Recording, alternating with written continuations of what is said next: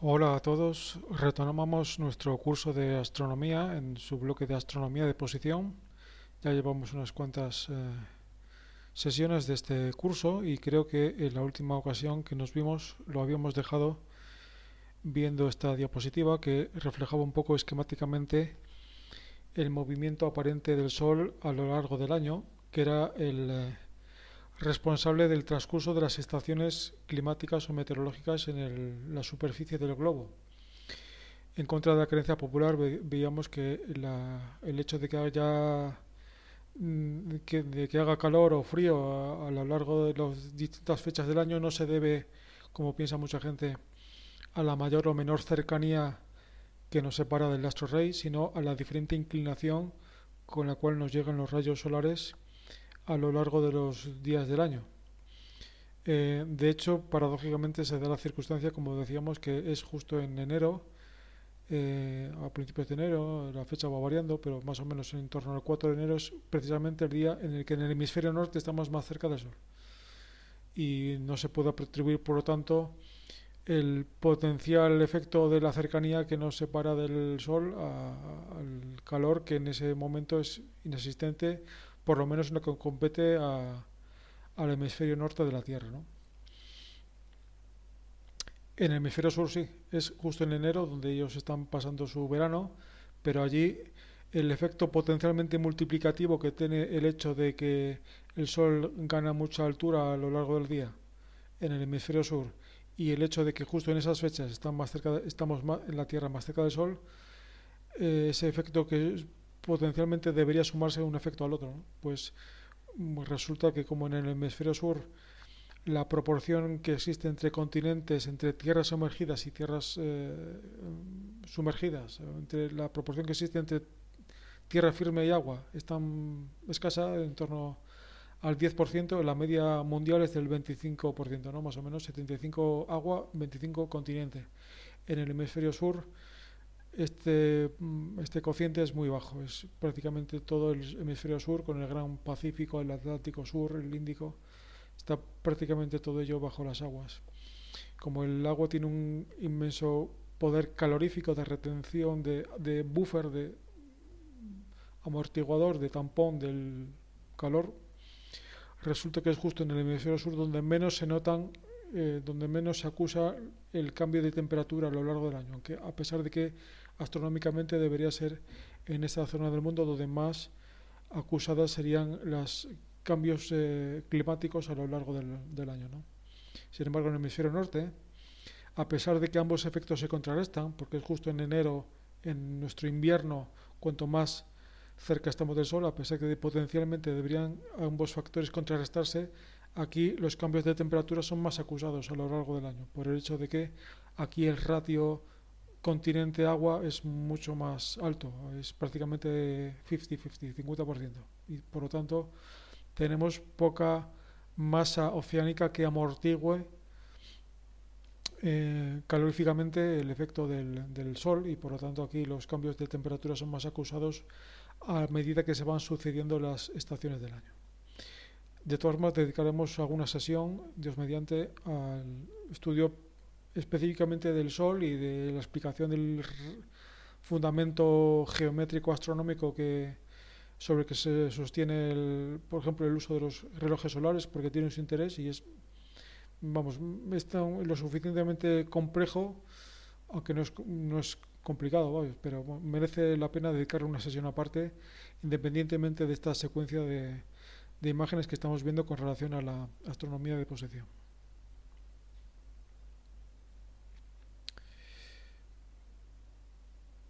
Mm, si recuerdan, habíamos visto el concepto de constelaciones circumpolares, aquellas que eh, están siempre a la vista. En el hemisferio norte, las constelaciones, las estrellas que están cerca de la estrella polar, que está muy cerca a su vez de el polo norte del cielo, del eje de rotación aparente de la bóveda celeste del mundo. Todas esas constelaciones, estamos hablando pues de constelaciones muy conocidas por todos, que son las dos osas, la osa mayor, la osa menor, qué sé yo, Casiopea, Dragón, Bootes, en fin, esas constelaciones, Cefeo, esas constelaciones boreales, nórdicas, pues están tan próximas a la polar, al eje de rotación aparente de la bóveda celeste, que nunca salen y nunca se ponen. Es decir, siempre están por encima del horizonte, siempre son visibles. Y incluso de día, si prescindimos de la luz del sol, de día también serían visibles, estarían en posiciones diferentes en función de la hora del día, pero estarían siempre visibles. Lógicamente, este tiene su contrapartida en el hecho de que también tenemos que reconocer la existencia de constelaciones anticircumpolares, que serán circumpolares para los habitantes del hemisferio sur. Ellos las verán siempre próximas a el polo sur del cielo, el polo sur del eje de rotación en su otro extremo, que está en la constelación de, al igual que nuestro, está en la constelación de la Osa Menor, el polo sur celeste está en la constelación del Octante. Decimos también que lamentablemente para ellos no hay ninguna estrella que indique aproximadamente la posición de ese punto tan importante de la astronomía de posición. Para ellos existe una estrella que es Sigma Octantis, que ni siquiera tiene nombre propio porque es una estrella muy poco brillante, apenas visible a simple vista. Y por lo tanto nosotros en cierto sentido tenemos la suerte ahora mismo de que ahora mismo en estos siglos, en estos años, hay una estrella relativamente brillante que nos indica muy aproximadamente la posición del polo celeste. De las 88 constelaciones que reconoce ahora mismo la Unión Astronómica Internacional, 60 de ellas, es decir, 2/3, son visibles en algún momento del año desde la latitud más o menos de España, de Madrid o de León, donde estoy grabando este vídeo. Es decir, a latitudes medias, 40-50 grados, pues podemos ver más de la mitad del cielo. Es decir, no solo las constelaciones circumpolares, sino otras constelaciones que son más sureñas, son más meridionales y que sin embargo no son visibles a lo largo de toda la noche, porque están formadas por estrellas que salen por el este y se ponen por el este a unas determinadas horas, pero en principio son visibles durante la mitad del día, de las 24 horas, durante 12 horas, como por término medio son visibles las estrellas que forman estas constelaciones.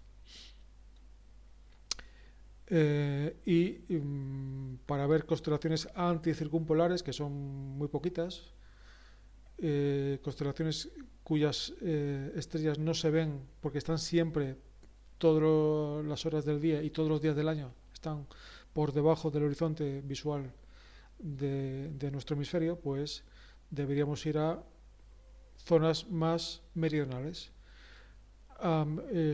Y con esto nos damos cuenta de que el hecho de que una constelación sea circumpolar o anticircumpolar o ni una cosa ni otra, una constelación que salga y se pone todos los días, esta clasificación, claro, depende de nuestra posición geográfica, en el sentido de que a medida que vamos avanzando hacia el hemisferio norte, cuando vamos alcanzando cotas más de latitud mayor, cada vez hay más estrellas, cada vez hay más constelaciones que sean circumpolares, hasta llegar al extremo en que nos colocamos justo encima del polo norte celeste, desde el cual todo el cielo que vemos, todas las estrellas, todas las constelaciones son circumpolares. ¿Por qué? Porque allí tenemos la estrella polar justo encima de nuestras cabezas, en el cenit, por lo tanto a 90 grados, decíamos el otro día, está el ecuador, y por lo tanto desde el polo el ecuador coincide con el horizonte, por lo menos el horizonte teórico, ¿verdad?, del cielo.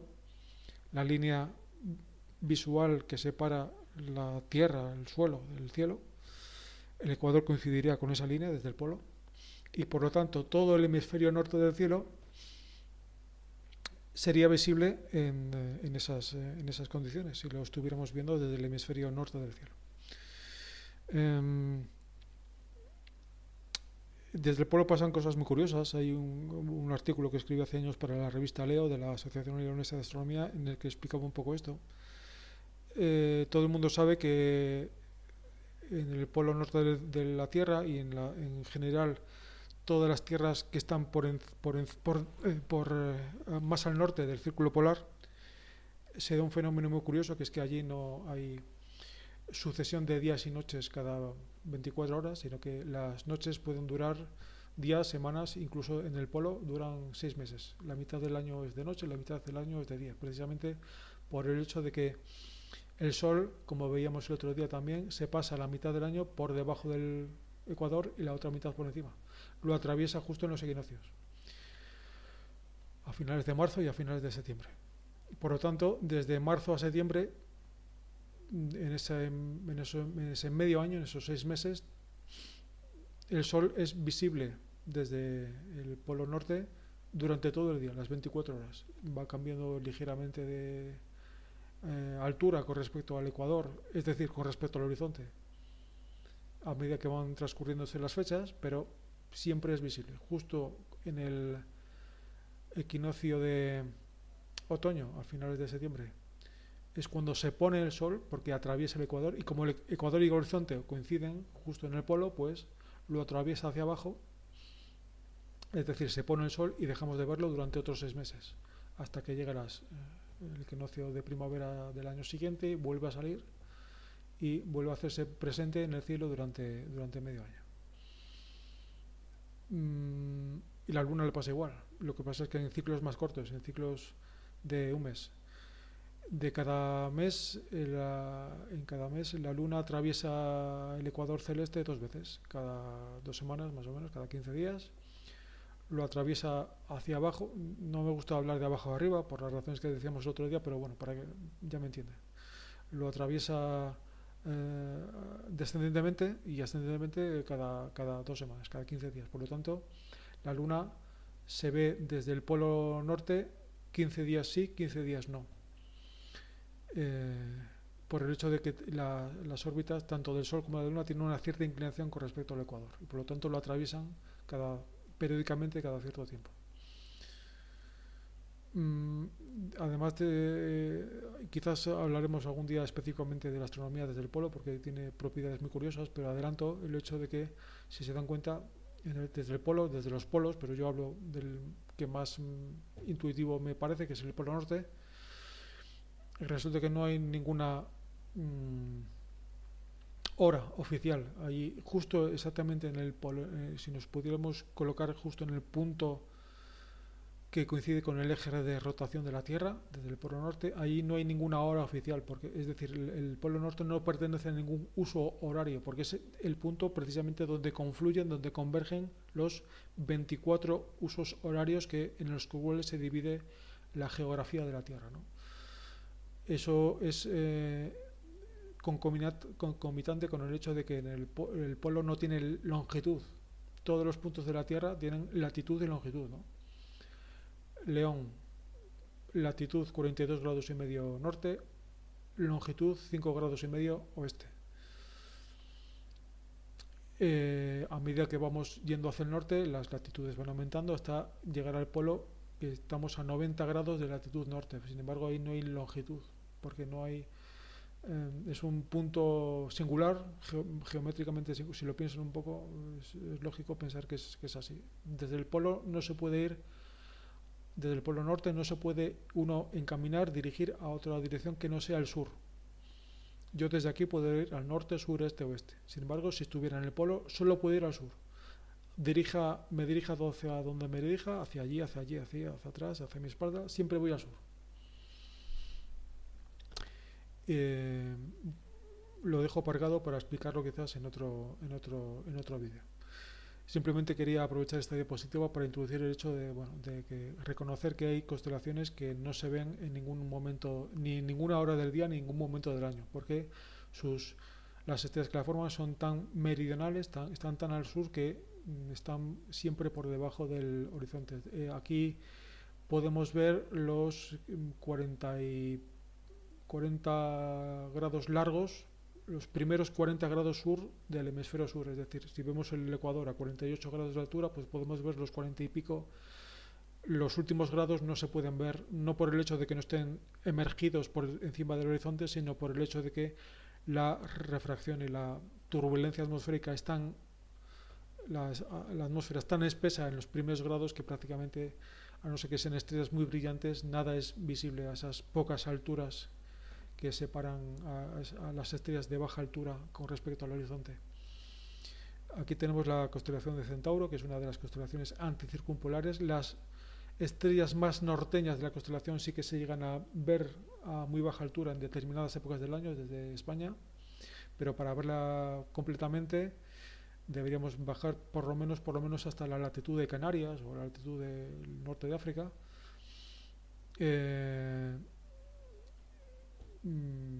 Y por lo tanto, para ver la famosa estrella Alpha Centauri, que es la estrella más cercana al Sol, o uno del conjunto de estrellas más cercanas al Sol, pues deberíamos hacer un pequeño viaje al hemisferio sur para verla. Lo que hemos estado comentando hasta ahora se refiere casi exclusivamente al movimiento diario, diurno o nocturno de las estrellas, ¿no?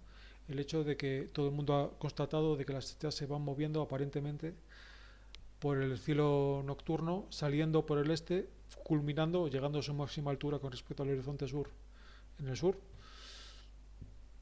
y poniéndose unas horas después por el oeste, ¿no? Ese movimiento que constatamos a poco que nos fijemos durante unos minutos o durante unas horas por la noche, vemos que las estrellas, las constelaciones van cambiando de posición como si fuera una bóveda, como si estuviéramos viendo la superficie interna de una cúpula, ¿verdad?, que se va moviendo con el tiempo, completando un circuito completo cada 24 horas. La mitad más o menos de ese circuito lo vemos, la otra mitad no, porque nos deslumbra la luz de una estrella que es tan cercana y tan brillante que cuando está ella presente en el cielo no podemos ver otra cosa que es el Sol.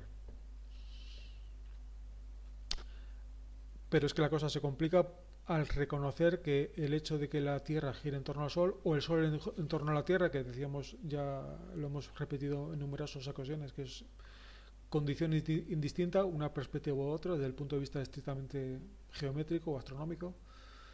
El hecho de que haya este movimiento de traslación de nuestro planeta en torno al Sol hace que el cielo también tenga un componente de movimiento anual, es decir, no es lo mismo a la misma hora de la noche, no son las mismas las constelaciones que vemos en primavera, en verano, en otoño y en invierno, o si lo prefieren en enero, febrero, marzo, abril, mayo, junio.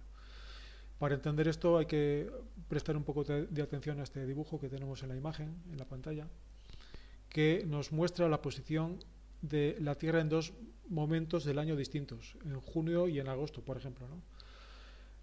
Como nos movemos en torno al Sol, pues resulta que nuestra posición con respecto a las estrellas que vamos recorriendo, que vamos viendo a la misma hora de la noche, va cambiando.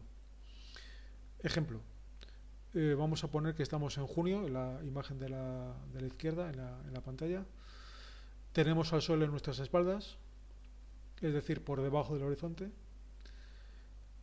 cruzando el antimeridiano, si lo prefieren. Es decir, son las 12 de la noche solares y es de noche, por lo tanto, y estamos viendo en el cielo una determinada constelación. En junio, seguramente, si miramos al sur a las 12 solares, pues veremos Escorpio o Fiuco, esas constelaciones tan bonitas del zodiaco, ¿verdad? Si repetimos la misma observación un par de meses después, en agosto, por ejemplo, volvemos a tener el Sol en nuestras espaldas, no lo vemos porque está oculto bajo el horizonte, quiero decir que está atravesando el antimeridiano nuestro, y si miramos a lo que tenemos delante, pues ya no veremos esas constelaciones que veíamos 2 meses antes, veremos constelaciones diferentes, veremos la zona de Sagitario, Capricornio. Son dos constelaciones que están justo al lado de las que veíamos en junio, pero ya vemos que la configuración, las constelaciones que vemos en el cielo han variado ligeramente. Eso no significa que hayamos dejado de ver Ofiuco y Escorpio. Las seguiremos viendo, pero en horas distintas, en horas diferentes. Esto se entiende muy bien haciendo un experimento mental. Imaginemos que lo que vemos no es en el cielo nocturno, que hemos estado explicando hasta ahora, sino el cielo diurno. Esperamos 12 horas, nos damos media vuelta en la Tierra, ¿verdad? Esperamos a que se complete la mitad de una rotación y entonces vemos el Sol. Vemos el Sol y claro, el Sol decíamos también en otras lecciones que claro, brilla tanto que nos impide ver ningún otro astro del cielo. Aunque, paréntesis, de día también se ven estrellas.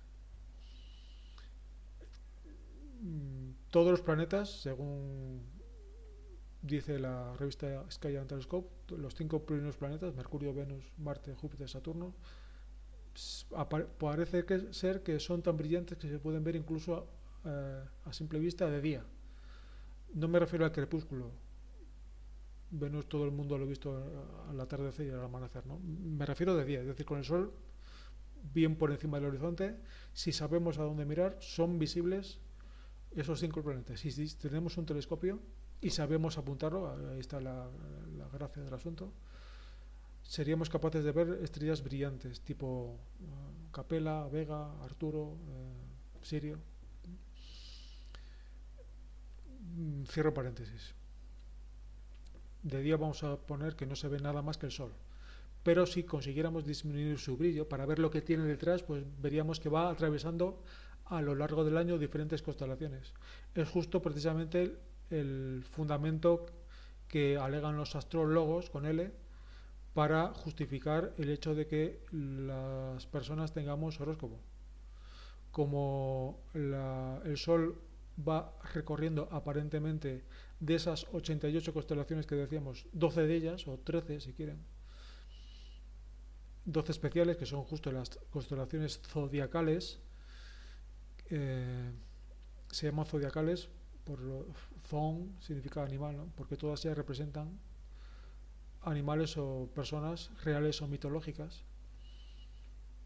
Todo el mundo se sabe más o menos la secuencia de las constelaciones zodiacales, ¿no? Tenemos un carnero, Aries, un toro, Tauro, unos gemelos, Géminis, un cangrejo, Cáncer, un león, Leo, una doncella, Virgo, una balanza, Libra, un escorpión, Escorpio, una especie de centauro, Sagitario, un cabra pez, un monstruo mitad cabra, mitad pez, Capricornio, un muchacho vertiendo agua, Acuario, y unos peces atados por la cola, Piscis. Y se vuelve a completar el circuito porque son 12, una banda de 12 constelaciones, o de 13 si incluimos esta que vemos ahí, Ofiuco, que está un poco así metida de refilón, pero en puridad es una constelación zodiacal porque la atraviesa el zodiaco, la eclíptica. La posición del Sol con respecto a esas 12 constelaciones el día de nuestro nacimiento, el día de nuestro cumpleaños, se supone que es mi signo del horóscopo. Yo soy, por ejemplo, Piscis, porque nací a mediados de marzo y se supone que en marzo el Sol está delante de las estrellas que forman los peces, delante de Piscis. Pues no, esto no es así.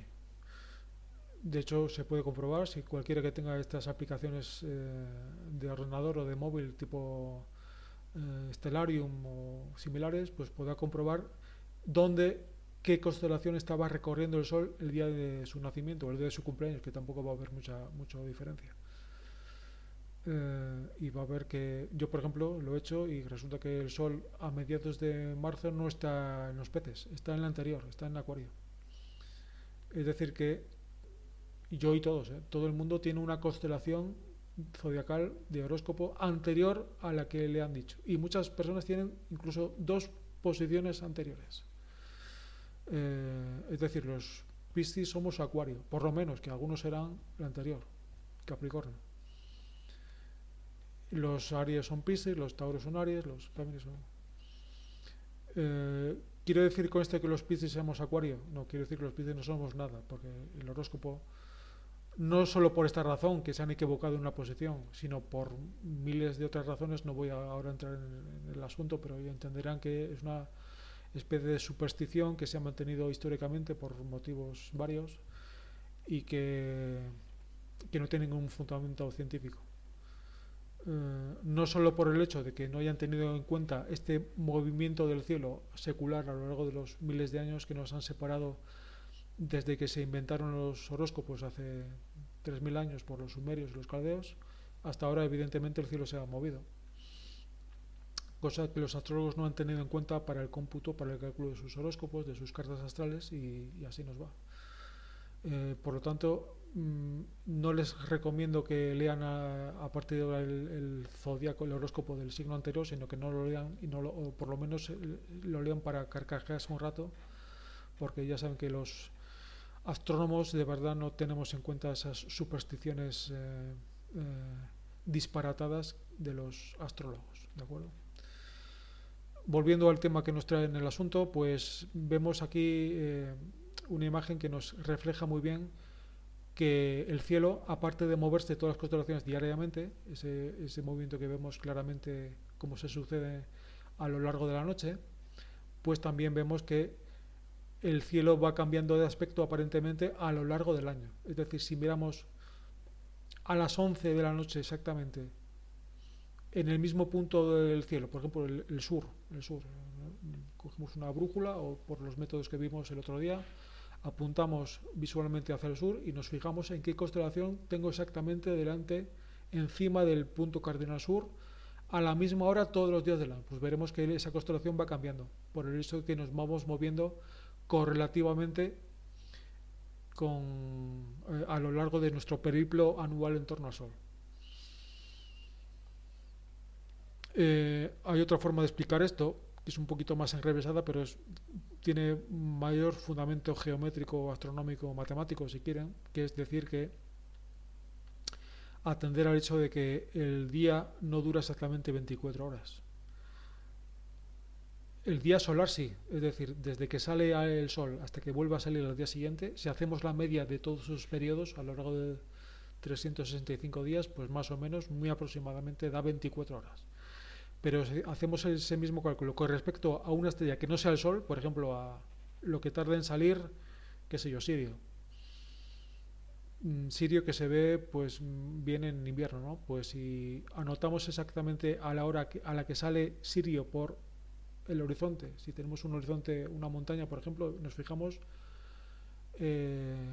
porque la hemos ido siguiendo en los últimos días, y nos fijamos que va a salir por una muesca que tiene esa montaña, y me fijo exactamente cuando sale y anoto, si tengo un reloj de precisión, a qué hora exactamente. Repito esa misma observación durante unos cuantos días y me daré cuenta de que no sale exactamente a la misma hora todos los días. El sol de media a lo largo del año sí, pero las estrellas fijas no. Sale el día referido a las estrellas fijas, no dura 24 horas, sino que dura 23 horas, exactamente 23 horas, 56 minutos, 4 segundos. Eso hace que de día a día haya un cierto retraso entre las estrellas y el Sol. Si tomamos al Sol como referencia, es decir, si tomamos al día solar como referencia, las estrellas se van retrasando con respecto al Sol. Podemos verlo desde la perspectiva contraria, que es el Sol el que se va adelantando, el que va recorriendo las estrellas, pero también se puede mirar, quizás es más cómodo, más intuitivo mirarlo desde esa otra forma, ¿no? Decir que el día estelar, por así decirlo, del día sideral dura 4 minutos menos que el solar, y además son no 4 minutos fijos, sino que 4 minutos que lógicamente se van acumulando. Hoy son 4 minutos, pero mañana ya serán 8 minutos de retraso, y pasado 12 y 16, 32, hasta el punto de que si sumamos esos 4 minutos durante 365 días, todo el cielo nos habrá dado una vuelta entera, 360 grados. Es decir, habremos dado nosotros una vuelta en torno al Sol, que viene a ser lo mismo. Así se entiende, por lo tanto, que haya constelaciones típicamente de invierno y típicamente de verano. Por ejemplo, invernales, todo el mundo conoce, pues qué sé yo, Orión, ¿verdad? Leo, Tauro, las Pléyades, ¿verdad? Que yo todavía me estoy viendo a gente ahora en verano que me pregunta, oye, ¿dónde veo las Pléyades? Pues en verano, a no ser que seas muy trasnochador, es difícil ver las Pléyades. Y lo mismo en invierno, es difícil ver en invierno constelaciones típicas de verano. No estoy diciendo que no se vean, digo que no se vean a las mismas horas. Todo el cielo se ve todo el año. Otra cosa es a la hora a la que lo pretendamos ver. O una hora razonable en la que se hacen la mayor parte de las observaciones astronómicas, 11 de la noche, 12 de la noche, pues a esa misma hora veremos constelaciones diferentes a lo largo del año. Pero eso no significa que Escorpio no se vea en invierno o que Orión no se vea en verano. Se ven, pero por ejemplo a las 6 o a las 7 de la mañana, cuando ya está despuntando el sol del día siguiente. Quitando una franja relativamente estrecha de cielo en el cual está situado el sol, el resto de franjas de constelaciones que no están directamente afectadas por la presencia del sol son visibles a determinadas horas a lo largo del año, a lo largo del día, de las 24 horas y a lo largo, por lo tanto, del año. Otra cosa es a la hora en la que las pretendamos ver. Por lo tanto, resumiendo, no se ve muy bien esta imagen, pero ya me entienden lo que quiero decir, haciendo una recopilación de los movimientos que existen que se pueden referir al planeta Tierra o al Sol, que, como decimos, es indistinta a una perspectiva u otra. Tenemos un movimiento de rotación por el cual el planeta gira sobre su propio eje una vez cada 24 horas. Un movimiento de traslación que se refiere al movimiento que efectúa el planeta Tierra en torno al Sol. Y también dos movimientos que no se les presta tanta atención porque no son relevantes desde el punto de vista astronómico, pero en los libros escolares, por ejemplo, es difícil que se refieran a ellos, que es el movimiento de precesión y el movimiento de nutación. Es precisamente el error que han cometido los astrólogos, es no tener en cuenta el movimiento de precesión. El movimiento de precesión hace referencia a este bamboleo que sufre el eje de rotación terrestre y en general de todos los planetas. Todos los objetos en rotación están sometidos, por razones físicas que no vienen al caso, a este bamboleo en su eje de rotación. Nosotros, por ejemplo, la Tierra completa un circuito completo de este movimiento cada 26.000 años, cada 26 milenios, cada 260 siglos, el eje de rotación vuelve a tener la misma posición que tenía. Ojo, porque el ángulo no varía, o varía muy poco. 23 grados y medio puede variar como del orden de un grado arriba o abajo, pero el ángulo de rotación se mantiene más o menos constante. Otra cosa es la dirección del eje de rotación. Eso sí que va variando poco a poco.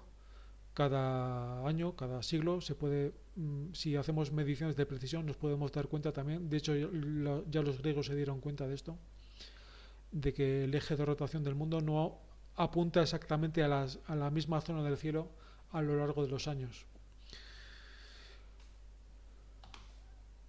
Y lo vemos aquí. La Tierra va rotando sobre su eje, se va moviendo con respecto al Sol, y simultáneamente a estos dos movimientos existe un tercer movimiento de precesión de los equinoccios se llama, por el cual el eje de rotación, el eje que atraviesa a la Tierra de polo a polo pasando por el centro, pues ahora mismo da la casualidad de que apunta muy cerca de la estrella polar, por eso se llama polar. La estrella polar se llama polar por su posición, pero no siempre ha tenido esa posición por la razón que vemos. Ahora mismo, a fines del siglo XX-XXI, pues resulta que el eje de rotación del mundo, el polo del norte del cielo, está cerca de esa estrella, y por lo tanto a esa estrella le hemos llamado provisionalmente estrella polar, pero cuando no era polar, hace 13.000 años, por ejemplo, o hace solamente 5.000, 4.000, 3.000 años, esa estrella tenía un nombre propio, pero que no hacía referencia a su posición, porque entonces no tenía una posición destacable en el cielo. Esta estrella, de hecho, creo que se llama Cinosura o Al-Rukaba en las nomenclaturas alternativas árabes o griegas, y se llama polar, pero solo en estos años, en estos siglos es polar. porque de hecho el eje de rotación del mundo ha apuntado a diferentes estrellas a lo largo de los siglos y los milenios. Por ejemplo, hace 13.000 años, justo cuando se cumple la mitad de ese circuito que hemos visto en la diapositiva anterior, pues apuntaba más bien hacia Vega, hacia la estrella Vega en la constelación de la Lira. Vega estaba más lejos del polo norte que lo está la polar de la posición del polo norte ahora, pero bueno, relativamente se podía considerar también una estrella polar en ese momento. Otras estrellas han sido también polares. Deneb, por ejemplo, se puede considerar más o menos polar. Como ven, en ese circuito que se completa cada 26 milenios, pues ha ido recorriendo diferentes estrellas, a veces brillantes, a veces no brillantes. Hemos estado en muchos siglos, como están ahora en nuestro hemisferio sur, sin una estrella fija más o menos que nos indique la posición del norte geográfico. Y ese circuito que podemos trazar en el cielo, pues tiene un centro que sí es estable, o por lo menos más estable, que se mueve menos que el eje de rotación del mundo, del cielo, que está ahí señalado con un punto rojo, que es el norte eclíptico, es decir, el norte no referido al ecuador, que se va moviendo como consecuencia de la precesión, sino referido a la eclíptica, al plano de traslación de la Tierra, que no digo que sea estable, porque en el mundo, en el universo, lamentablemente no hay nada estable, pero es por lo menos mucho más estable. Se ha movido mucho menos a lo largo de los milenios y de los siglos que el polo norte celeste. Y ese punto, el polo norte eclíptico, no el polo norte celeste, geográfico o astronómico, el polo norte eclíptico, señalado en rojo, pues está ahora mismo en la constelación de Dragón.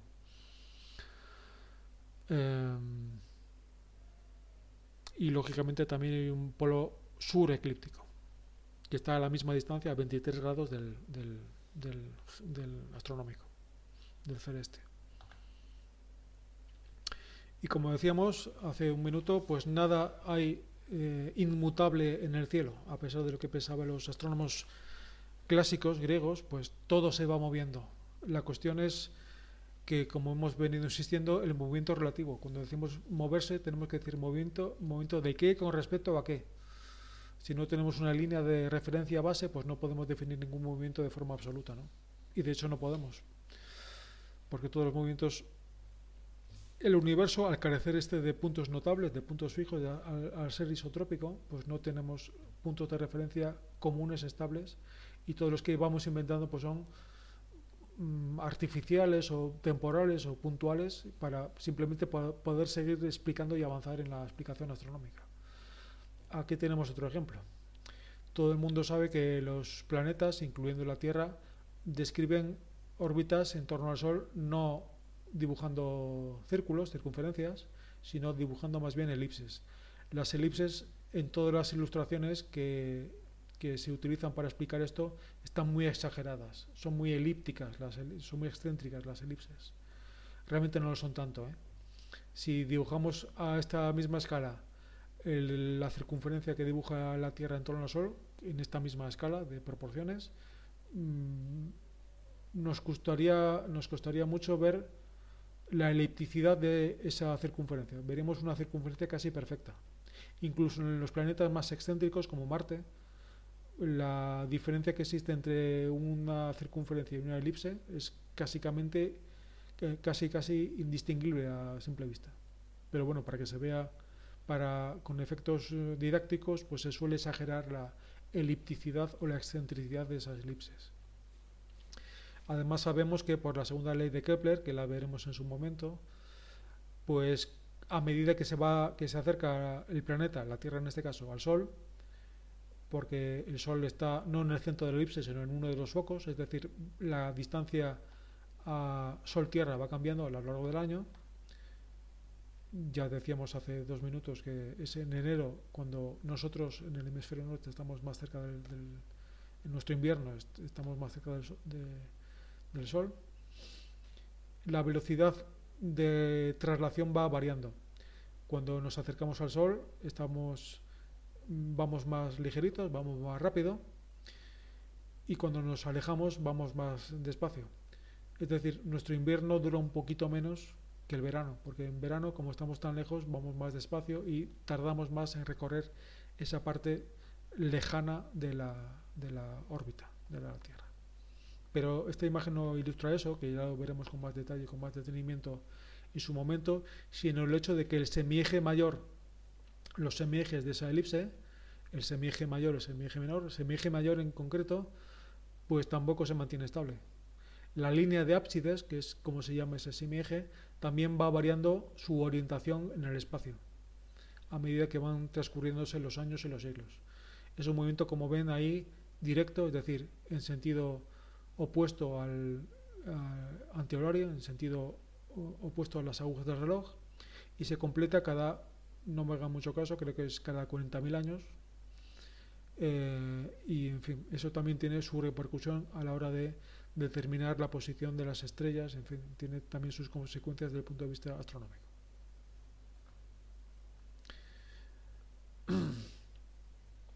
Cuando miramos al cielo en una noche oscura y despejada, pues nos da la sensación de que todas las estrellas están a la misma distancia, más o menos, ¿no?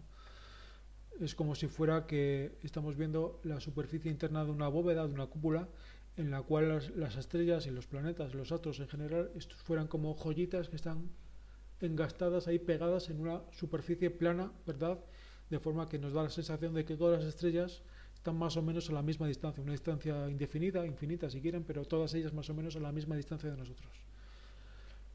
Y de esto, de hecho, de ahí viene el concepto de esferas del cielo, ¿no? Las famosas esferas en las cuales se supone que estaba del cielo en 7 esferas o X esferas, porque tal parecía, ¿no? Que iban todas las estrellas fijas, eran la última esfera y formaban como un tapiz tachonado de astros, todos ellos en un mismo plano, a una cierta distancia de la Tierra. Esta es la idea común que se tenía hasta bien entrada la Edad Moderna de cómo era el universo.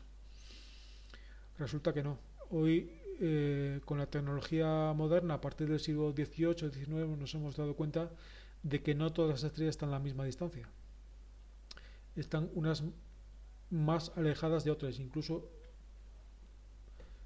iba a decir infinitamente, y muchísimo más alejadas unas de otras de nosotros.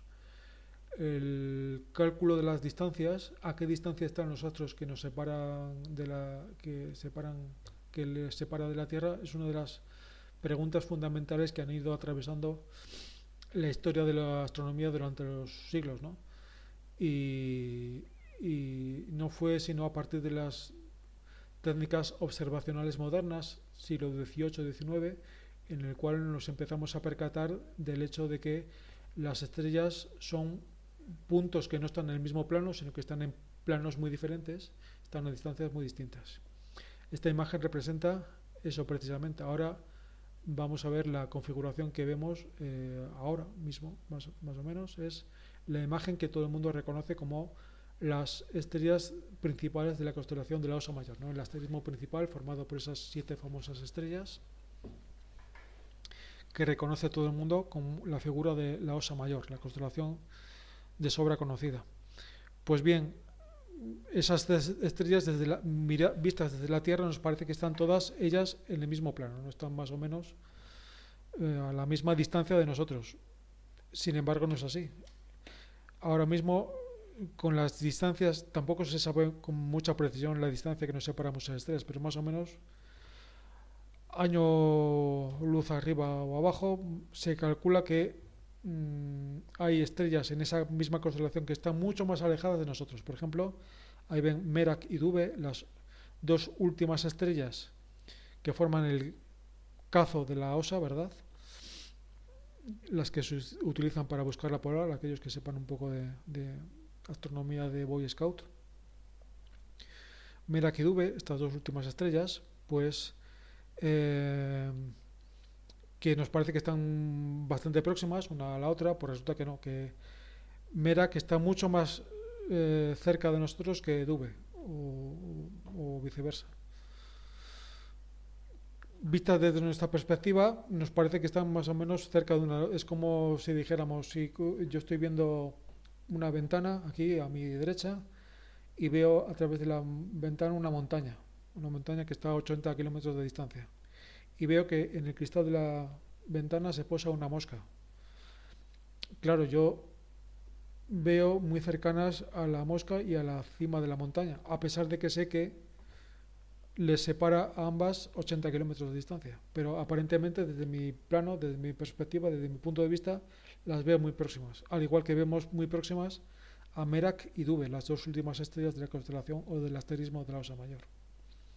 Si consiguiéramos viajar y rodear las estrellas que forman ese asterismo, pues nos daríamos cuenta mucho más fiablemente de cuál es su configuración espacial. No es un buen ejemplo, aunque sí esta cuestión se suele ilustrar muchas veces precisamente con estas 7 estrellas de la Osa Mayor. No es un buen ejemplo porque precisamente esas estrellas sí que tienen algún tipo de vinculación física entre sí. Nosotros cuando solemos explicar esto decimos que las constelaciones no existen, es decir, que no forman grupos de estrellas que tengan algún tipo de vinculación física por atracción gravitatoria, no, son estrellas que al azar y vistas desde nuestra perspectiva particular, desde el sistema solar, desde la Tierra, nos parece que están en la misma zona del cielo, pero no tienen nada que ver unas con otras. Casi siempre. Resulta que justo estas, por lo menos 5 de esas 7 estrellas sí que tienen alguna vinculación física, forman una especie de cúmulo abierto o de corriente estelar, y por eso digo que no es un buen ejemplo este, pero bueno, para explicar el hecho de que las estrellas están a diferentes distancias yo creo que es suficientemente ilustrativo.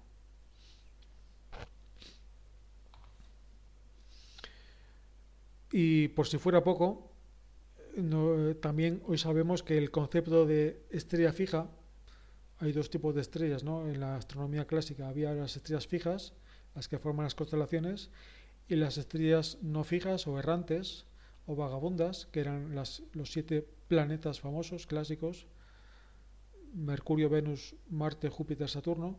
Ya sé que después hay más planetas, pero no se descubrieron hasta la invención del telescopio. Esos 5 planetas eran los 5 planetas clásicos porque se veían a simple vista. ¿Y por qué eran planetas? Porque no eran estrellas fijas. Eran aparentemente tenían la pinta de estrellas, pero tenían una propiedad muy curiosa, que es que se iban desplazando. No formaban parte de ninguna constelación. No les daba las ganas de pertenecer a ninguna constelación, iban recorriendo las diferentes constelaciones a medida que transcurría el tiempo, a diferentes velocidades.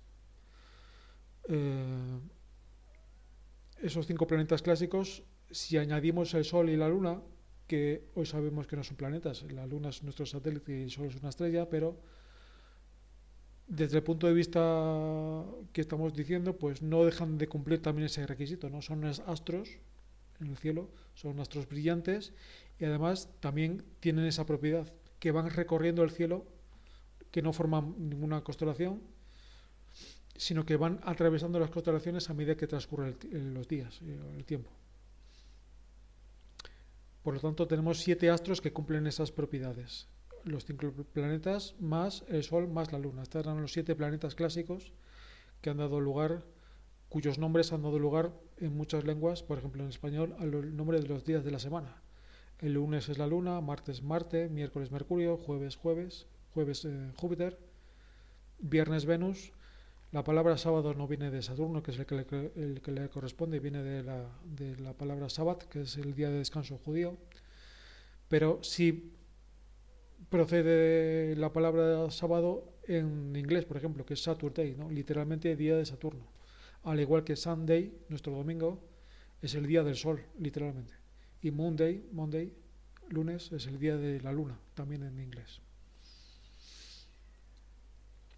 Estos 7 planetas van recorriendo, por lo tanto, las constelaciones a diferentes velocidades. Los más rápidos, el más rápido es la Luna, que atraviesa todas las constelaciones que tiene que recorrer en un mes. El más lento es el más distante, hoy sabemos que es el más distante, que es Saturno de esos 5, que lo recorre en 30 años, Júpiter en 12,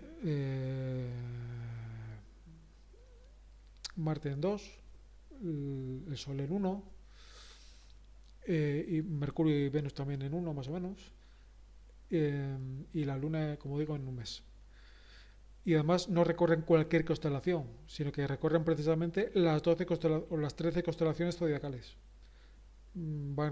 Como no se alejan mucho del plano orbital de la Tierra, de la eclíptica, pues van recorriendo solamente esas 12 o esas 13 de esas 88 constelaciones. Es decir, nunca vamos a ver un planeta, por ejemplo, en la Osa Mayor. Siempre vamos a verlo pues en una posición delante de las estrellas que forman una constelación zodiacal: Sagitario, Capricornio, Acuario, etc. Ese era el modelo astronómico general que se tenía de cómo funcionaba esto hasta bien entrado el siglo XVI-XVII.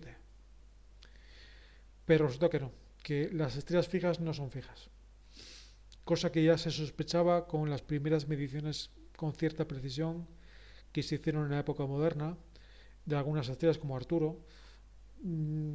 Se dieron cuenta los astrónomos que chirriaba un poco la posición en la cual las habían descrito los griegos, de la posición que tenían en el siglo XVIII o XVII. Se había movido, es decir, había tanto error que no era explicable simplemente por una imprecisión de los métodos de observación de los astrónomos clásicos. Había habido un factor adicional que no era capaz de explicar si suponemos que las estrellas tienen posiciones fijas. Es decir, casi seguro que se habían movido. Muy ligeramente, muy lentamente, desde luego muy poquito, pero se había movido casi seguro. Por ejemplo, era Arturo. Arturo, desde que la describieron Hiparco y compañía hace 2000 y pico años, a la posición que tiene ahora se ha movido casi un grado, dos lunas llenas. Imperceptible al ojo humano. Incluso en un siglo es difícil de percibir eso, a no ser que tengas una anotación muy precisa de la posición de las estrellas, cosa que es difícil si no tienes instrumentos astronómicos avanzados. Pero en otras estrellas ese movimiento es mucho más aparente. Lo que pasa es que son estrellas que no son frecuentes de ver. Una de ellas es 61 del Cisne, una de las primeras estrellas cuya paralaje se pudo determinar. Otra es la que vemos en la imagen, que es la famosa estrella de Barnard. No se ve a simple vista, tiene magnitud 8 y pico, 9, y hay que ver con un telescopio. Nosotros la hemos visto y efectivamente no la ves moverse a lo largo de la noche, ni a lo largo de los años siquiera, pero comparando su posición, como ven aquí cada lustro, pues, y midiendo su posición con respecto a las estrellas fijas, entre comillas, porque no hay nada fijo, pero las estrellas más fijas que ella, que tiene por delante o por detrás, pues uno se va dando cuenta de que su posición va moviéndose a lo largo de los años. Es como si fuera un planeta, en el sentido de que es una estrella errante. Todas las estrellas son errantes, en cierto sentido, unas más que otras, pero todas van cambiando su posición. A escala de la vida humana eso nos da igual, porque para 100 años podemos dar por sentado de que las estrellas tienen posiciones fijas, y no cometeremos un error muy grave, pero tenemos que saber que las estrellas son soles que se van moviendo unos con respecto a otros por interacciones, por atracción gravitatoria, porque el hecho de que van todas rotando en torno al centro de la galaxia. Es decir, además hay que tener en cuenta que solo somos capaces de ver este movimiento si es lo suficientemente perpendicular a nuestra línea visual. No sé si me explico. Es decir, si la estrella se mueve mucho, pero lo hace justo hacia la Tierra o desde la Tierra, por mucho que se mueva, no vamos a ser capaces de ver ese movimiento en 3 dimensiones. Volvemos a la Osa Mayor. Y todas las estrellas que la forman, por el proceso que hemos visto, que hemos explicado, pues también se mueven. Se mueven en diferentes direcciones y en diferentes sentidos. Esta es la posición que tenían hace 100.000 años, la posición que tienen ahora, más o menos, y la posición que tendrán dentro de 100.000 años. Cada una de ellas, como están a diferentes distancias y se mueven intrínsecamente a diferentes velocidades y en diferentes direcciones y sentidos, pues todo esto hará que la forma, la figura de las constelaciones sí que vaya variando con respecto al tiempo. Entonces ya podemos responder a la pregunta que nos hacíamos hace ya varias sesiones preguntábamos, ¿las estrellas se mueven? Pues sí se mueven. Se mueven eh, no girando todas en torno a la polar, que es un movimiento aparente, sino que se remueven realmente se mueven ellas con respecto al Sol o a la Tierra. Es decir, se van desplazando por el universo, por el espacio, por el cosmos, por atracciones gravitatorias, por interacciones entre ellas, por su movimiento de giro en torno al centro de la galaxia. Y el Sol no es una excepción. El Sol también, como buena estrella que es, pues se va moviendo y va arrastrando con ella el sistema solar. Y como el sistema solar está formado por planetas no pequeños, lo que se mueve realmente es el centro, el baricentro del sistema solar. Y el baricentro que tiene en una escala de la balanza al Sol y en la otra escala al resto de planetas, sobre todo Júpiter y Saturno, ¿no? Que son los más pesados. Por lo tanto, si nos fijamos en la trayectoria que traza el Sol, no es una línea que va moviéndose en el espacio, sino es más bien una especie de espiral, o mejor dicho, de helicoidal, ¿verdad? Una hélice. Y también son hélices el movimiento de los planetas porque van girando, acompañando al Sol en su periplo en torno al centro de la galaxia, ¿no? El Sol viene de una determinada región del cielo y se encamina, se dirige a la dirección diametralmente opuesta. Eso es lo que se llaman respectivamente el antiapex del Sol y el apex del Sol. El antiapex, que creo que está en la constelación de Columba, al sur de Orión, y el apex del Sol, que está en la constelación de Hércules, muy cerca, por cierto, del cúmulo M13, del famoso cúmulo de Hércules. Y de hecho, como nos vamos acercando al cúmulo de Hércules, cada año lo vemos un poquito más grande, cosa que parece que es un chiste, pero no es así. De hecho, si comparamos fotos de hace 50 años con las fotos de ahora y descontamos el hecho de que las fotos de ahora son mejores y tal, nos daremos cuenta de que el cúmulo ha aumentado un poquito de tamaño aparente. Es decir, lo vemos más cerca y somos capaces de resolver más estrellas que hace X años, porque nos vamos acercando hacia él en nuestro periplo, en nuestra órbita, en nuestro camino en torno al núcleo de la galaxia. La resolución del problema que hemos estado comentando de la distancia que nos separa de los astros en general, de las estrellas en particular, se intentó resolver durante muchos años atendiendo a este efecto de perspectiva que llamamos el paralaje. El paralaje es el ángulo diferente que subtiende un astro con respecto a las estrellas que tiene en el fondo. Esto se ejemplifica muy bien con el famoso truco del dedo pulgar, ¿no? Si yo lo miro alternativamente con el ojo izquierdo y el ojo derecho, me va a dar la sensación de que el pulgar ha cambiado de posición con respecto a los objetos que tengo de fondo, ¿sí? Por el hecho de que la perspectiva ha cambiado. No es lo mismo mirarlo desde la perspectiva del ojo izquierdo que desde el derecho, ¿no? Y viceversa. De esa forma puedo calcular la distancia que me separa a mis ojos del dedo. ¿Cómo? Muy sencillo. Resolviendo un triángulo. Un triángulo en el cual sé, como datos de partida, la distancia que tengo entre los ojos, que es de 10 centímetros, vamos a poner, y el ángulo opuesto a ese lado del triángulo, ¿verdad? Y ese ángulo pues es el que subtiende el dedo visto desde un ojo y desde el otro. Vamos a poner que es un ángulo de 5 grados. Si sé en un triángulo, un triángulo tiene 6 elementos, ¿no? Tiene 3 lados y 3 ángulos. Todo escolar debería saber que conociendo 3 de esos elementos puedo calcular los otros 3. Salvo el caso de que tenga solo los ángulos, en los cuales no puedo resolver. Pero bueno, quitando esa asociación, si sé un lado y 2 ángulos, o 2 ángulos y un lado, o 3 lados, puedo calcular con una fórmula muy sencillita que debería saber todo escolar. los otros tres datos notables de un triángulo. Es lo que se llama o resolver un triángulo o hacer una triangulación, que viene a ser lo mismo, ¿no? En mi caso sé los tres ángulos y además uno de los lados. Tengo 4 datos, por lo tanto puedo resolver los otros 2, es decir, los lados del triángulo que me faltan, ¿no? Y por lo tanto la distancia que separa al ojo del dedo.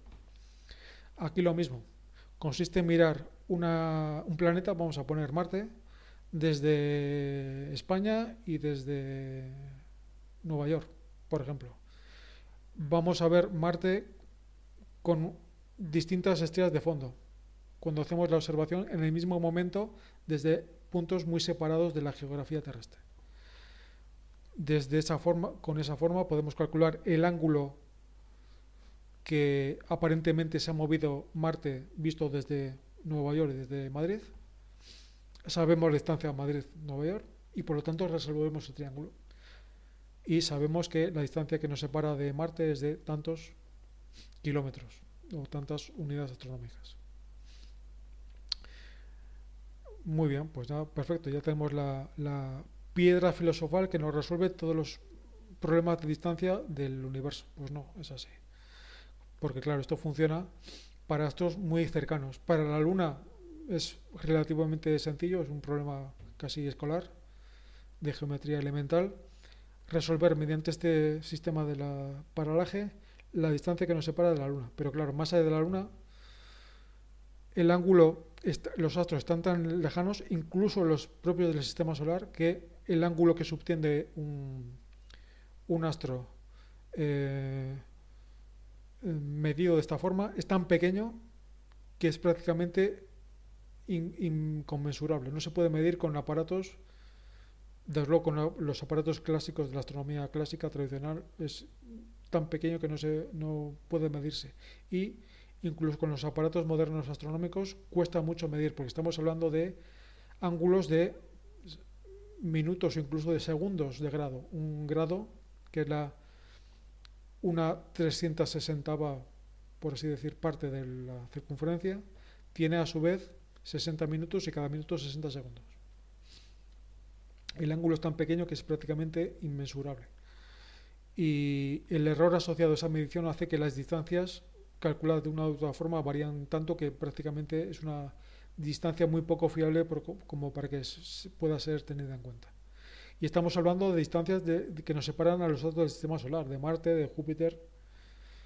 No hablo ya de las distancias que nos separan a las estrellas. Cuando el ángulo que forma una estrella por paralaje es tan pequeño que ni siquiera teniendo como línea base toda la Tierra es suficiente como para apreciar la paralaje, una observación que hiciéramos desde España y desde Australia, que estamos diametralmente opuestos, somos antípodas unos de otros, no se puede ampliar más la línea base de la observación, porque ya la Tierra se nos queda pequeña. Son 12.000 kilómetros, ¿no?, de distancia de uno a otro. Incluso con esa distancia, que es la máxima posible en la Tierra, 12.000 kilómetros, el ángulo de paralaje de los astros, incluso del sistema solar, es tan pequeño que es prácticamente no se puede medir, quitando la Luna quizás. Entonces solo queda una opción, que es ampliar en la medida posible esa línea base, para tratar de que el ángulo de perspectiva cambie lo máximo posible entre una observación y otra. La Tierra se nos queda pequeña, tenemos que recorrer a la órbita entera de la Tierra en torno al Sol. Es decir, hacer la observación en enero y esperar 6 meses y volver a hacer la misma observación en junio, 6 meses después. De forma que podemos aprovechar todo el diámetro de la órbita terrestre para hacer esa observación necesaria para calcular la paralaje que nos separa o que indica la distancia que nos separa de las estrellas. Lo que se llama la paralaje anua, la paralaje que se mide en 2 momentos diferentes del año, separados 6 meses, para tratar de ampliar lo máximo posible la base de ese triángulo necesario para resolver la distancia que nos separa de los astros. Los astros que tienen una paralaje annua de 1 segundo, es decir, si hacemos ese experimento, medimos junio-diciembre o enero-junio, la paralaje de un astro, el ángulo ese que nos indica la imagen de un astro, y resulta que ese ángulo es de solo 1 segundo, la 60ª parte de un minuto, que es a su vez la 60ª parte de un grado, que es a su vez la 360ª parte de una circunferencia completa, es decir, nada, prácticamente indistinguible. A esa paralaje le corresponde una distancia de 4 años y pico luz. Es lo que se llama un parsec. Un parsec, un segundo de paralaje. Repito, los astros que tienen un segundo de paralaje están a 4 años y pico luz. Los más cercanos. Y a partir de ahí los ángulos son cada vez más pequeños. Ya es tan difícil medirlos que es prácticamente imposible. Y por lo tanto, incluso tener una línea base de 1 año, de 6 meses de la órbita de la Tierra, el ángulo de paralaje que forman las estrellas sigue siendo tan pequeño que es prácticamente inútil intentar descubrir la distancia que nos separa de los astros con este sistema. Hay que inventar otros sistemas distintos. Afortunadamente los tenemos, los hay, porque como vemos este sistema de las paralajes vale malamente para los astros del sistema solar y ya es prácticamente inútil para las estrellas, salvo para las estrellas más cercanas. La estrella más cercana, que está precisamente casi a un parsec de distancia, que es la que vimos hace unos minutos, la Alpha Centauri, pues nos sirve para esas estrellas y para pocas más, para 6 o 7 más. ¿Por qué? Porque el resto de los astros están tan lejos que prácticamente no tienen paralaje. Aunque las veamos en enero y en junio, nos va a dar la sensación de que prácticamente no se ha movido nada con respecto al fondo de estrellas fijas que tienen por detrás. Dedicaremos también una sesión específica a estos temas de distancias que son tan apasionantes y tan bonitos. Pues si les parece, cortamos aquí y seguimos en la sesión del próximo mes.